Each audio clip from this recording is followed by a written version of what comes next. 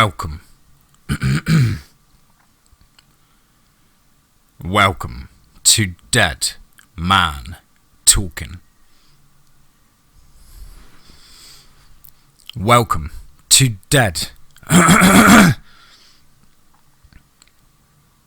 Welcome to Dead Man Talking. Tonight's show is a spine-chilling story. Tonight's show is a spine-chilling tale. I hope you all enjoy as much as I. As ever, please do let me know down below in the comments what you thought. Please do like and share and help build the channel and our community further. And of course, don't forget to hashtag TeamFEAR. Without further ado, let's get into tonight's story. She refused to sleep, and I could hear her at night talking to nothing, muttering about what she thought was out there. Dad had moved me into his room, and after she moved out to the basement, Dad had moved me into the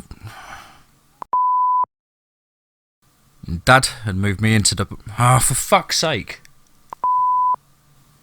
Dad had moved me into his room after she moved into the basement. I'm fucking exhausted. Can't fucking see. Dad had moved me into the... Oh, for fuck's sake! Again? Seriously? Dad had moved me into his room after she moved to the basement. At that time, saying it was because he didn't like being in a big room by himself. It wasn't until later that I realised it was because he feared for my safety. The skies began to darken, and Anglin got out of his chair. We forgot to string the lights. Maybe it won't come. It'll come. Won't take 10 minutes. Grab your coat. Grab your coat and gun. They went outside. Will hung the lights around the RV and filled the generator. He told her they needed to go inside, pull the shades, lock the doors and eat. He'd tell her more, but he enjoyed the stories also. And would... She disappeared once more and brought out a tactical shotgun, and Will smiled. The Yeti felt pain. The Yeti felt pain. It began... Oh, come on. The Yeti felt the pain. It began in the pit of its stomach and continued to grow until he sunk to his knees. His entire body seemed to explode. He growled deeply. Every muscle in his body ached. He rolled over onto his back in the snow and howled. And on a ridge a mile away the snowstorm ceased and the clouds parted, revealing the moon for a few minutes. The Yeti had undergone a transformation. No longer did it appear ape-like. No longer did it appear... She mounted on behind Ben and told him to ride. He mounted his horse and started up the... Fuck's sake, fam, honestly, I'm going to have a fucking breakdown today. Near the corner of the boundaries of Sherwood Forest lies Brewer's Pond, a shallow, smaller patch of water that leads to the mountainous island that is technically... Oh, for fuck's sake, fam. Near the corner of the boundaries of Sherwood Forest lies Brewer's Pond, a shallow, smaller patch of water that leads to a mountainous island that is technically not an island because it connects to land, but due to the rock and snake-infested waters, it is best to travel there by boat or kayak. It just rained the night before, and the terrain was perfect to slide down. I didn't really want to go because I really liked wrestling, but since there were mainly the... Oh my god! I didn't really want to go because I really liked wrestling, but since they were mainly the only people I talked to in our huge group of 22, which is a lot of people for a group in Sherwood, I had no choice but to go with them. Dad and I woke up to an extreme chill one winter morning.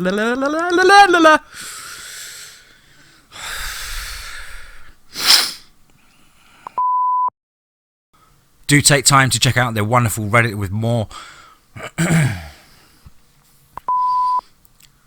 Please do take time to check out their wonderful Reddit with more spine-tingling tales for you to, with our knees.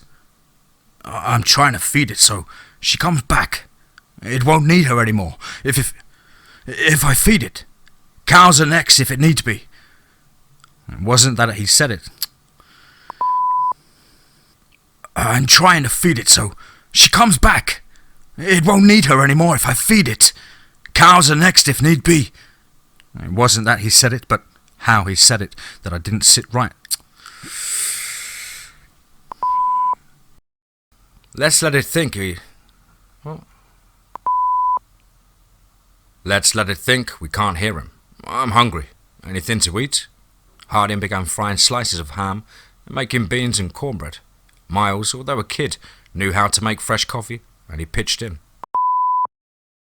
He'd encountered a big hairy beast far to the east of here on Crazy Woman Creek, and hadn't been able to kill it, but he hoped they could make it uncomfortable around here. He fished a cigar from the inside pocket of his vest, lit it, and tried to think. There was a knock at the door.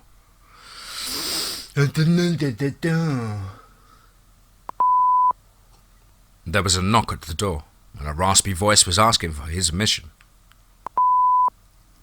He'd told them the ghost stories they'd heard about were true, but they were going into the region with him as their guide, or without. He kept his thoughts to himself as he steadily climbed the sloping hills. He topped a rise and looked back. Grudgingly, he was proud the woman, as he thought of her, was around. She didn't seem to spook easily, and he missed when she didn't have that face covered in the woolen scarf. She was pretty attractive. He had heard that name. What? Grudgingly, he was proud the woman, as he thought of her, was around. She didn't seem to spook easily, and don't think he missed when she didn't. And don't think he missed when she didn't have that scarf covered in a woolen. Oh, for fuck's sake. But he fails to notice the lone dogman that has come up behind him. He is pulled back, and his scream is short as the creature rips open his back, and then he screams no more. Peter is standing in the opening, Raz at his side. He ejects his mag and slams his last one home. He fires the last 30 rounds from his AK-74, yelling out, "I'm out!" And the other 3 men echo the same. With their weapons now silent, they draw their knives. They know there isn't much chance, but they will go down fighting. There are 3 huge dogmen silhouetted by the moonlight. Then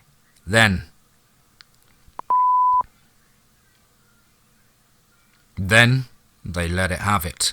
A long, full howl splits the night. The remaining dogmen give pause for a second. Then the largest wolf anyone has ever seen comes racing in. Knock it off, for fuck's sake, read normal, Matthew.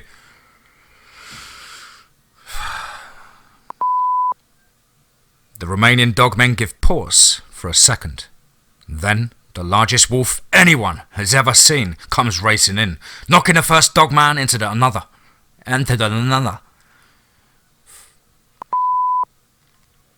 The remaining dogmen give pause for a second. Then the largest wolf anyone has ever seen comes racing in, knocking the first dogman into another, sending both of them for a slow roll.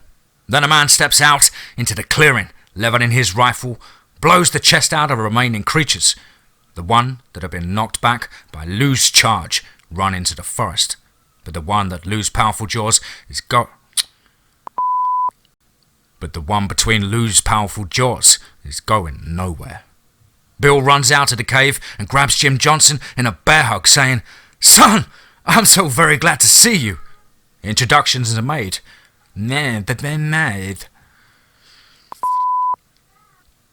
Introductions are made. Peter and Raz stare in awe at the size of Lou. Lou and Raz seem to size each other up for a few moments, but there isn't any aggression between the 2 large wolf dogs. Boone was faster than a helicopter, and they would get there before us. Tack walked past me as he finished packing and said, At least he didn't say, "I told you so."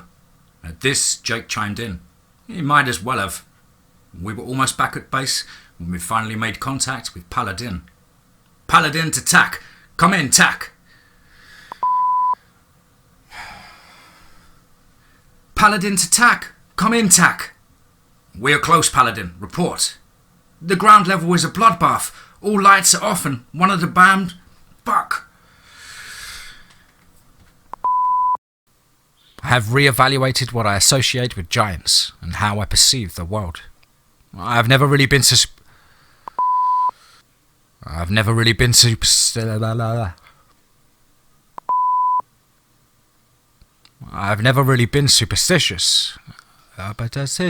Why am I speaking like a retard? I have realised with age that sometimes we think so small. We see a stick bug and think something so huge couldn't possibly mimic or... We see a stick bug and think something so huge couldn't possibly... We see a stick bug and think something so huge couldn't possibly mimic our environment without our notice, like the small ones are... I have realised with age that sometimes we think so small. We see a stick bug and think something so huge couldn't possibly mimic our environment without notice. I have realised that with age that sometimes we think so small. We see a stick bug and think something so huge could possibly mimic our environment without our notice, like the small ones can. But in the right circumstances, why couldn't they? A few human teeth clung to its black and red gums as well, though they were chipped and rotting away nearly beyond recognition. "I have come for supper." Dogskin's throat jumped and tensed as it forced out the words with a predatory smirk. "Dinner." It was many years before I saw another. We had a good laugh, and I heard Jim Fuller's voice calling out for his wife, and Rhonda yelled back telling them we were in the attic. We heard Rick Murphy comment about the Gugway hanging in the ceiling, and then my heart began racing as I heard Gary, I was met with the sight and sound of a beast from hell. Now I believe my father, and I know these things are called dogmen. Now I believe my father, and I know these things are called dogmen. 8 feet tall, 700 pounds of upright werewolf. And now I believe my father. And now I know these things are called dogmen. 8 foot tall, 700 pounds of upright werewolf. At the least, I was very outgunned and outclawed.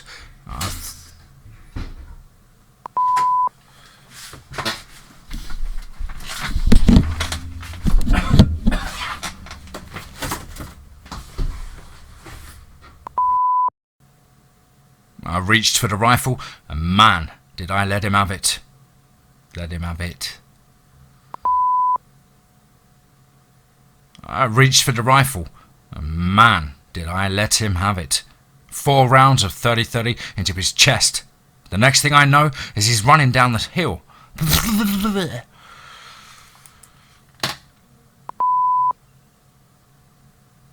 I got out of those woods with one less eye and my life. I'm sure the beast is alive. I hear his howls.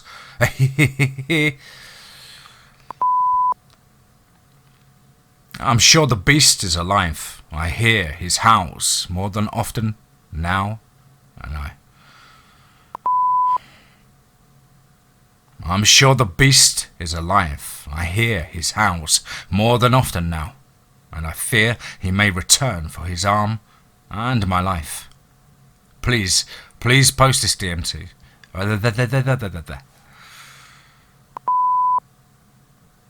I'm sure the beast is alive. I hear his howls more than often now, and I fear he may return for his arm and my life.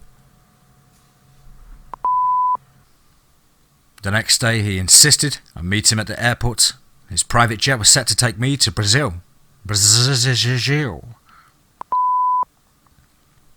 During the flight, I was starting to doubt my own self-assured cockiness. My predecessor sat quietly in his chair, smoking a cigar and drinking a... What do you mean? I asked him, and he took a sip of his drink. What I'm about to show you, it wants us dead. The only way to survive it... The trees surrounded the road. My predecessor sat fuck's sake, fam. The trees surrounded the road. My predecessor sat Fuck is wrong with me? You'll soon see enough.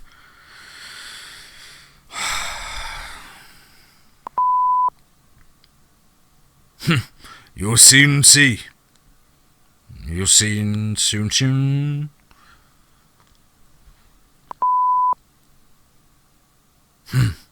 You'll see soon enough, one way or another, I'm sure.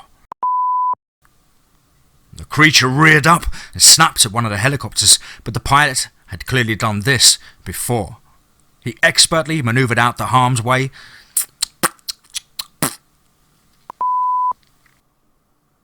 The creature reared up and snapped at one of the helicopters, but the pilot...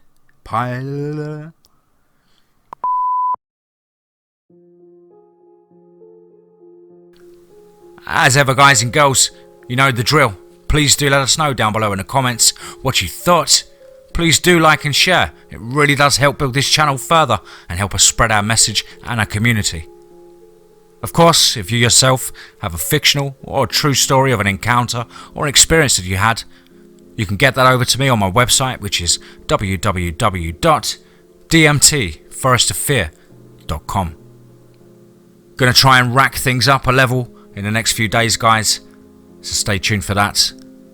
And as ever, above all, remember, be safe, not sorry.